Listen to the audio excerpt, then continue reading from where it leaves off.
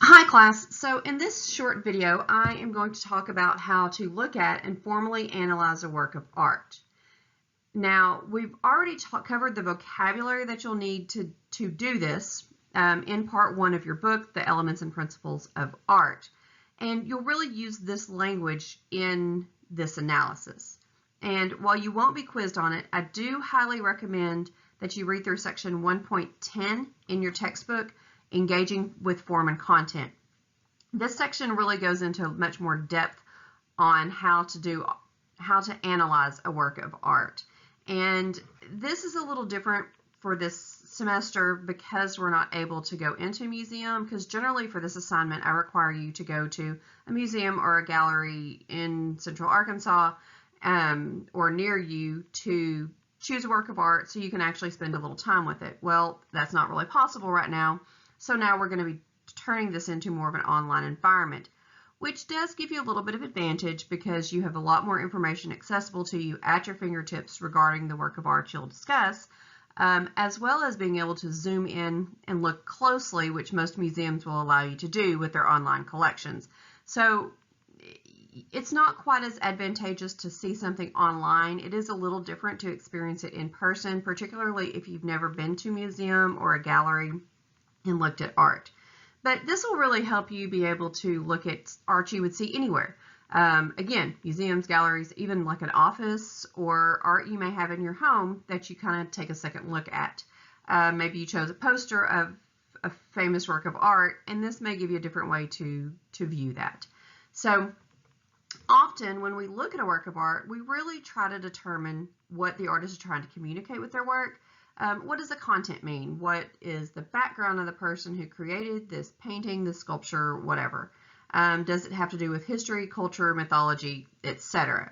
Well, we're going to do something different because when you formally analyze a work of art, yes, that will be part of it, and we'll talk about that a little later, but what you're really trying to determine through the analysis is, after looking at the elements of principles of art at use in your chosen work, do you feel that the artist has successfully utilized those elements and principles to communicate their idea, their belief, or interpretation of their chosen subject? So how do you do this? Well, I'm going to walk through how to do this by looking at a painting that's been in several discussions we've already had this semester, so it should be familiar. Georges Seurat's A Sunday Afternoon on Le Grand Jatte. Now, if you were to look at this work in person, you would look to the gallery label for information such as title, artist, and date that the work was created. Well, in an online gallery or museum, all of this information will be included with the work, either under, next to, or in a tab with the label information that you would find normally in a gallery label, such as this. And this is taken directly off of the Art Institute of Chicago's website. On the right, you have the label that's directly under the painting online, and it basically gives you the title, the date, the artist, that it's French, it's in their collection, French 1859 to 1891, and then it goes into a description of the work, or just a discussion. And depending on the museum, it may be a little different for each. Some give a long, lengthy discussion on works, particularly well-known works.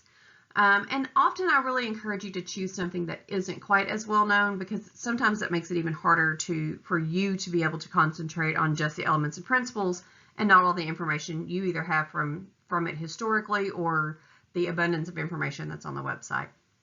And then on the left, you'll see here the further information even below just the basic gallery label.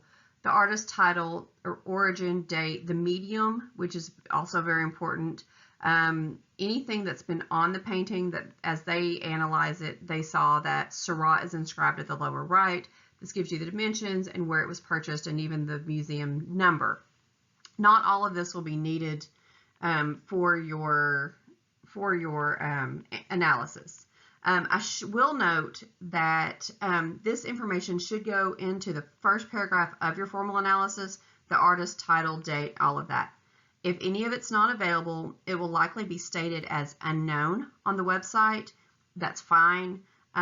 Make sure you do mention this instead of just leaving it out, because if you don't say anything about an artist title or date, I will assume you didn't actually look that up and you'll lose points for that. So make sure that you do mention either an unknown date or an estimated date, something along that, or an unknown artist. Because often either in very old art or in crafts such as like pottery and jewelry, the artist or date may not be known. So that's not very uncommon. Now, this is really the only time you have to list the artist's full name, if known, while discussing the work. The proper way to refer to an artist after this is by using their last name. Think of it as almost you wouldn't call someone you don't know casually by their first name. You would refer to them as Mr. or Mrs. Dr. whatever. And so when you refer to the artist, like we would say, Seurat did this in his work. So just kind of keep that in mind. And so in this case, we'll refer to Georges Seurat as Seurat through the remainder of the discussion as well. And in the first part of your paper, be sure to include the artist, title, date of the work, as well as where you viewed it. So what collection is this in? What museum is this in? And that would be in something like this. A Sunday on La Grande Jatte by Georges Seurat shows Parisians, there shouldn't be apostrophe, shouldn't be ostracized, but anyway, enjoying a Sunday afternoon on the shores of the Seine River just outside of Paris. Found in the European Painting and Sculpture Gallery of the Art Institute of Chicago, this work exemplifies Seurat's exploration of color relationships. This would be a very good beginning sentence for your analysis. Okay, so let's move on from that, and part 2 is basically just a brief description. So this would just be a short description of the work, not what is he trying to do here. This is basically what do you see? What is the subject? This is not quite an analysis yet. This is really more of a description. Here we would see a group of people enjoying an afternoon on the banks of the River Seine. Some are leisurely in the grass, some are on the water doing water activities. The figures are in various states of profile and facing us. There are animals amongst these people of varying social classes through their differing clothes. So something along that. Just basically describe what you're actually seeing in the work that you're doing. And then when you move into part 3, this is really the main body of the analysis. And so the main body is where you really start to explore the elements and principles of art. And I'm not going to go into all of that. You can read this under the guidelines for the analysis of art. That really tells you how to go through all of that part of it. Because this is kind of the meat of your formal analysis. And then part 4, you're going to give not only a wrap-up of your analysis, but you're also going to give your opinion. And as I mentioned before in the first slide of did this artist successfully utilize the elements and principles to communicate their idea, belief, or interpretation of their subject, this is really where you feel that you think this. Do you feel they were successful? Do you feel they were not?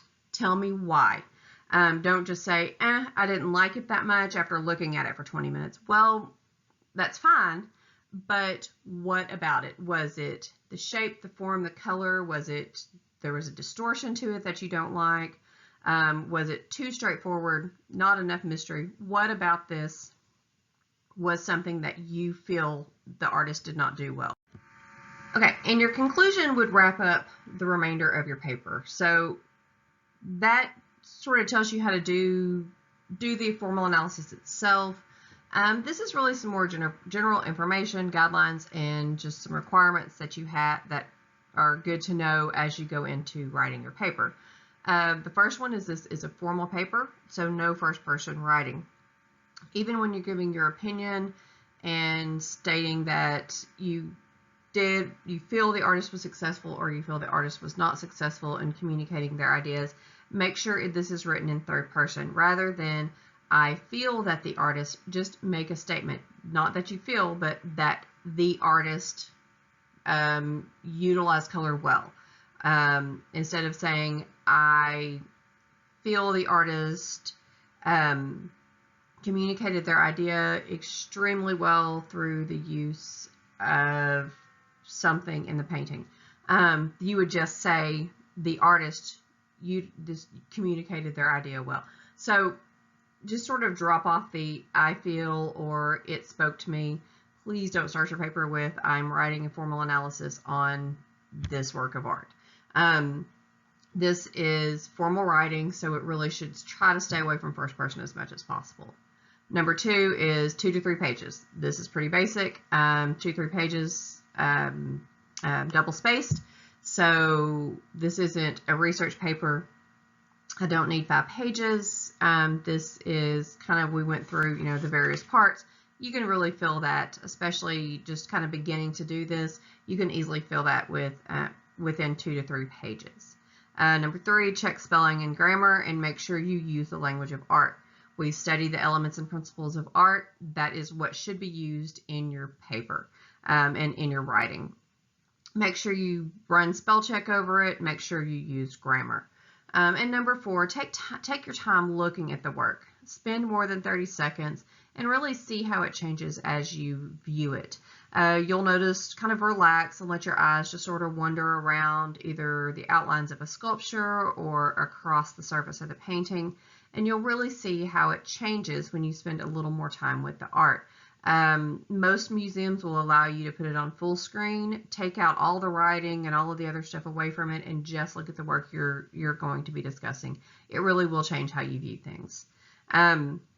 And you can kind of ignore the photograph or sketch must be included with your paper. Actually, you do need an image with it, but you should be able to right click and save an image of whatever you'll be writing about, or screenshot it and drop that into at the end of your paper. It doesn't have to be in the body. It shouldn't be in the body, actually. So either before your paper or after your paper, just drop it onto the document along with your paper. And again, and I mentioned this, I repeatedly say this, if you use information from an outside source, you must use a footnote to cite it. Whenever you turn your paper in on Blackboard, it will be scanned through SafeAssign for plagiarism, and as long as you've cited your sources from any of the outside information that you've gotten, that you're fine. Just, you know, footnote it, even put in parentheses that it's from the Art Institute Chicago, artic.org, if that's where you got it from, or, you know, the metmuseum.org, just somewhere that I know that you got this is not your original writing. And I think that's about it. If you have any more questions, shoot me an email. I'll be glad to discuss anything with you. And as you go through and start looking at these various websites for the museums, have fun with this. Find a style that you like. If you have a question as to whether a museum is more modern art, or where you can find a good Baroque work, or they have a good collection, shoot me an email. I'm glad to help out. If not, I hope you guys have fun with this assignment.